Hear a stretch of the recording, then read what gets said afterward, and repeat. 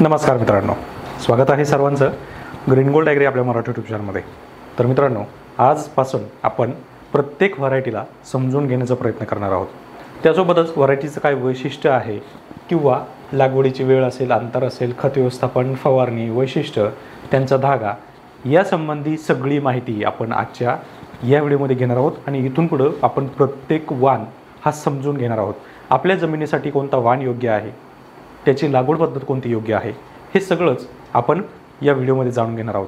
तर जे शेतकरी आपल्या ग्रीन गोल्ड ॲग्री चॅनलवर नवीन असतील त्यांनी चॅनलला सबस्क्राईब करा, सोबत नोटिफिकेशन बेल प्रेस करा, म्हणजे आलेल्या व्हिडिओचं नोटिफिकेशन तुम्हाला मिळेल. तर मित्रांनो, वेळ वाया न घालवता आपण आपल्या मुद्द्याला सुरू करूयात. तर आज आपण माहिती पाहणार आहोत नोझिव्हिड्यू सीड्सची आशा 866, ज्याला आपण 9011 म्हणून पण ओळखतो. हा BT2मध्ये हा वाण येतोय. तर आशा पहिल्याच व्हिडिओला का घेतला आहे, तर यावर्षी मला असं वाटतं की प्रत्येक शेतकऱ्यानं किंवा शक्य होईल तेवढ्या शेतकऱ्यांना या वाणाकडं नक्की लागवडीवर थोडासा कल द्यायला पाहिजे. कारण या वाणाला रोग, कीड ही अतिशय कमी प्रमाणात आहे. खास करून जर तुमचं पूर्ण ब्लॅक सॉईल जर असेल, भारी जमीन, तर भारी जमिनीसाठी एक नंबरचा टॉप वाण आहे. गेल्या वर्षी आणि त्याच्या मागच्या वर्षीसुद्धा, गेल्या वर्षी दुष्काळ परिस्थिती असतानासुद्धा आपल्या नगर जिल्ह्यामध्ये 17-18 क्विंटलपर्यंत उत्पादन निघालं आहे. 2022 साली ज्या वर्षी पाऊस चांगल्या पद्धतीत होता, चांगल्या प्रमाणात होता, त्यावेळेस 21-22 क्विंटलपर्यंत उत्पादन हे आपल्या फक्त राहाता तालुक्यामध्ये मिळालं आहे. मग बाकीकडं तुम्ही विचार करू शकता. हा वाण जो आहे अगदीच बागायती, जिरायती दोन्हीमध्ये आपण करू शकतो. पण मग बागायतीचा जो उत्पन्न निघणार आहे ते उत्पन्नाचं वेगळं काउंट येतो, आणि जी जिरायती जमीन आहे किंवा जी कोरडवाहू जमीन आहे त्यांचा काउंट हा आपल्याला 100% कमीच मिळणार आहे. तर चला आपण जाणून घेऊयात या वाणाबद्दल, की या वाणामध्ये नक्की वैशिष्ट्य काय आहे आणि काय काय याच्यामध्ये आपल्याला पाहायला मिळतं.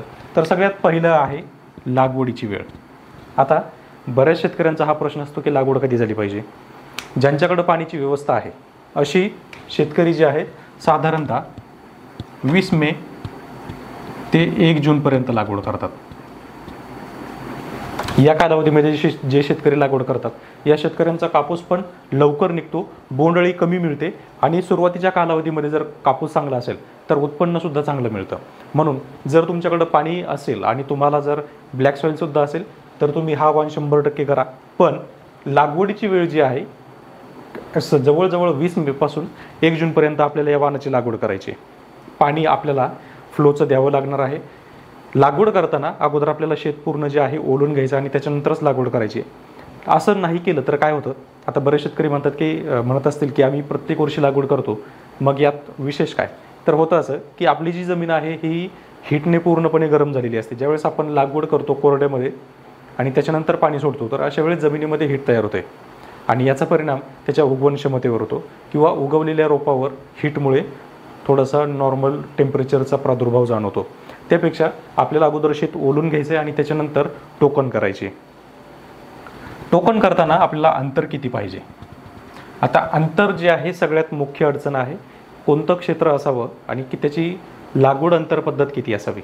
तर सगळ्यात पहिलं आपण हलकी जमीन पाहूयात. तर हलक्या जमिनीमध्ये भरपूर सारे प्रकार आहेत लागवडीचे, ज्याच्यामध्ये 3.5x1, 3.5x2 आणि 3.5x2.5 अशा पद्धतीच्या लागवडी असतात, ज्याच्यामध्ये रोप संख्यासुद्धा जास्त बसते. जवळजवळ 3.5x2 वर जवळ ऑलमोस्ट 6,000पेक्षा जास्त रोपं बसतात किंवा साधारणतः 6,250 6,350 एवढी रोपं बसतात. पण इथं आपल्याला हलक्या जमिनीमध्ये हा काउंट एवढा ठेवावा लागतो, म्हणजे आपल्याला रोपसंख्या जास्त लावावी लागते, त्यावेळेस आपल्याला कुठं चांगलं उत्पादन मिळतं. त्यानंतर दुसरी आहे मध्यम जमीन, ज्याच्यामध्ये आपल्याकडं पाण्याची व्यवस्था असेल किंवा नसेल, पण मध्यम जमीन म्हणजे एकदम काळी पण नाही आहे आणि पूर्ण मुरमाड पण नाही आहे.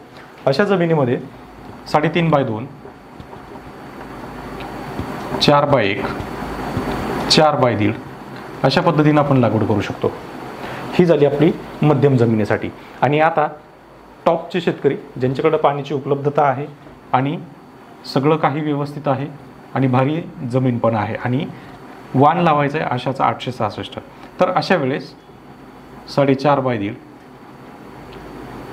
4.5x2, 4.5x2.5,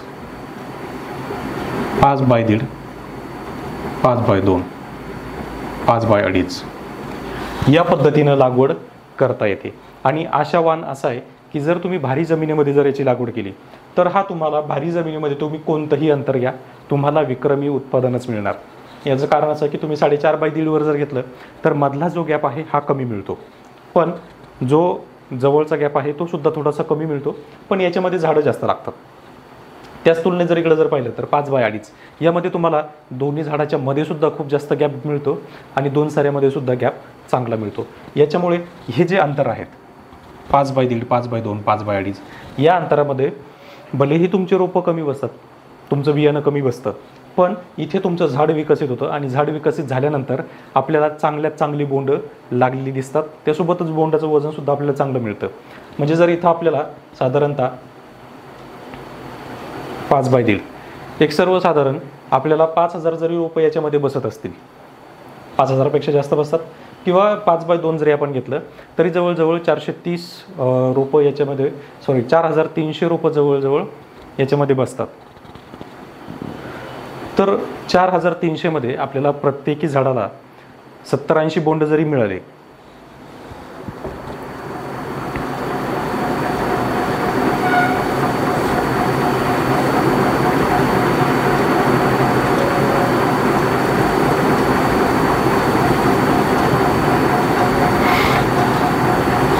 तीन लाख बोंड जवळजवळ आपल्याला याच्यामध्ये मिळतात. 3 लाख बोंड मिळाल्यानंतर एका बोंडाला सरासरी वजन आपल्याला 7 ग्रॅम जरी मिळालं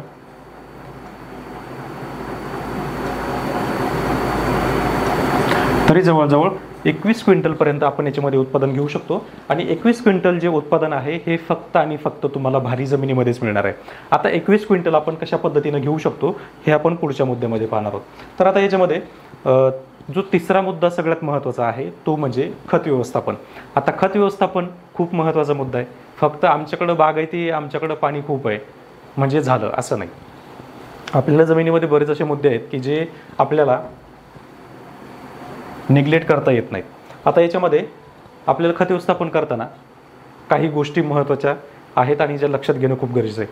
ज्याच्यामध्ये नत्र, स्फुरद, पालाश, मॅग्नेशियम आणि सल्फर या 5 कंटेंट, या 5 न्यूट्रिएंटकडं आपल्याला खूप लक्ष देणं गरजेचं आहे.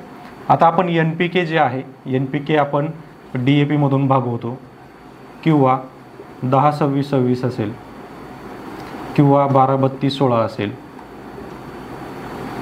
किंवा आणखी 20-20-0-13 असेल. हे असे बरेच प्रकारचे खतं आपण वापरतो. का तर नत्र, स्फुरद आणि पालाश यांची कमतरता भरून निघावी. त्यासोबतच 20-20-0-13 का तर त्याच्यामध्ये 13% सल्फरसुद्धा येतं. तर आता याच्यामध्ये आपण नॉर्मली 10-26-26 किंवा DAP ही सगळ्यात जास्त खतं वापरली जाणारी आहेत. 20-20-0-13 शेतकरी वापरतात, पण 20-20-0-13 वापरल्यानंतर सुद्धा पोटॅश द्यावा लागतो. मग त्याच्यासाठी आपण निवडणार आहोत इथं 10-26-26 1 गुणे आणि याला जोड आपण देणार आहोत 10 किलो सल्फर. 10 किलो सल्फर हे आपल्याला सुरुवातीच्या साधारणतः 30 दिवसाच्या कालावधीमध्ये आपल्याला द्यायचं आहे. आणि एवढं जरी दिलं तरी झाडाची जी कमतरता सल्फरची असते ती भरून निघते. त्यासोबतच तुमचा दुसरा जो दाणेदार डोस होणार आहे ज्याच्यामध्ये तुम्ही 20-20-0-13 प्लस कोणताही एक पोटॅश फॉर्ममधलं खत घेऊ शकता किंवा जो PDM पोटॅश येतो तो सुद्धा तुम्ही वापरू शकता. आता हा झाला आपला खत व्यवस्थापनाचा एक टप्पा. याच्यामध्ये आपल्याला बागायती क्षेत्रामध्ये शेतकरी 1, 2 किंवा 3 अशा 3 टप्प्यामध्ये जास्तीत जास्त खत व्यवस्थापन करत असतात. आता ज्यांच्या जमिनीमध्ये ऑलरेडी उत्पादन चांगलं निघते म्हणजे ऑर्गॅनिक कार्बन हे चांगलं आहे, ऑर्गॅनिक कार्बन चांगला आहे पहिली गोष्ट, OC ऑर्गॅनिक कार्बन. त्यानंतर जे पाण्याचं TDS आहे हा कंट्रोलमध्ये म्हणजे जवळजवळ 500 ते 700 पर्यंत TDS आहे. तर हे पाणी तुमच्यासाठी अतिशय चांगलं आहे. ऑर्गॅनिक कार्बन 1.0 जरी असेल तरीसुद्धा हा 1.0 ऑर्गॅनिक कार्बनसुद्धा तुमच्या पिकासाठी अतिशय चांगला आहे. TDS आणि EC इलेक्ट्रिक कंडक्टिव्हिटी ह्या 3 गोष्टी जर तुमच्या कंट्रोलमध्ये असेल आणि चांगल्या असतील तर तुम्ही कमीत कमी खत व्यवस्थापनामध्ये सुद्धा हा टप्पा घेऊ शकता 20 ते 21 क्विंटलचा. आता याच्यामध्ये हे झालेत आपले 3 मुद्दे. ह्या 3 मुद्द्यांकडेच शेतकरी सगळ्यात जास्त दुर्लक्ष करतो. एकतर ऑर्गॅनिक कार्बन आपल्या जमिनीमध्ये जास्तीत जास्त खतं टाकून किंवा रासायनिक खतं टाकून ऑर्गॅनिक कार्बन कमी झालं आहे. पाणी जसं जसं ज्या ठिकाणी पाण्याचा स्रोत वाढतोय किंवा जिथं जास्त पाणी मुरल्या जातं आहे अशा ठिकाणी TDS वाढतोय, म्हणजे क्षारपड प्रमाण हे वाढतंय आणि जसं जसं पाण्यातलं क्षार वाढतंय तसं तसं पाण्याचा TDS हा वाढतोय. त्यामुळं TDS कंट्रोल करणं किंवा कमी करणं हा सुद्धा एक खूप महत्त्वाचा मुद्दा आहे. आणि इलेक्ट्रिक कंडक्टिव्हिटीसुद्धा नॉमिनल असणं खूप गरजेचं आहे. ती खूप कमी पण नको आणि खूप वाढलेली पण नको. या तीनही गोष्टी कंट्रोलमध्ये पाहिजेत. त्यावेळेस आपण इथं कमीत कमी डोसेसमध्ये चांगलं उत्पादन घेऊ शकतो. आता याच्यानंतर जो टप्पा आहे हा आहे फवारण्यांचा. याच्यामध्ये आपल्याला दर अमावस्येला एक कीटकनाशक, बुरशीनाशक, त्यासोबत कपाशी साधारणतः 80 ते 90 दिवसाच्या कालावधीमध्ये असेल तर अशा वेळेस ग्रोथ रिटार्डंट जिथं आपण लिओसिन वापरतो किंवा टाबोली वापरतो, तर हे ग्रोथ रिटार्डंट आहेत जे म्हणजे शेंड्याची वाढ थांबवतात आणि खालची वाढ याच्यामुळं चालू होते. तर ही खतंसुद्धा देणं गरजेचं आहे. त्याच्यासोबत वॉटर सोल्युबल खतांचा स्प्रे, म्हणजे ज्यावेळेस एखाद्या वेळेस वातावरण खराब होतं, दमट वातावरण तयार होतं आणि पाते गळायला सुरुवात होते, तर अशा वेळेस प्लॅनोफिक्स सारखी फवारणी करणं किंवा 19-19-19 किंवा या दोन्हींचीही फवारणी करणं.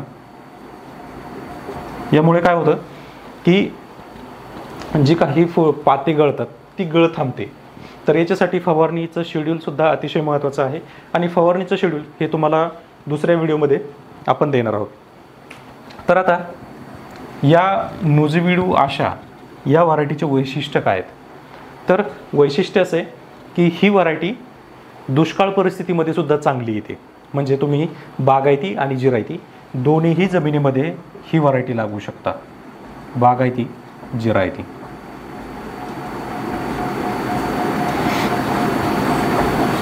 त्यानंतर दुसरा मुद्दा, यांचे टपोरे बोंड भरपूर मोठं मिळतं आणि बोंड चांगलं असेल तर बोंडाला वजनसुद्धा मिळतं आणि बोंडाला वजन जर मिळालं तर आपल्याला पाहिजे तो टप्पा आपल्याला गाठता येतो. दुसरा, पेऱ्याचं अंतर.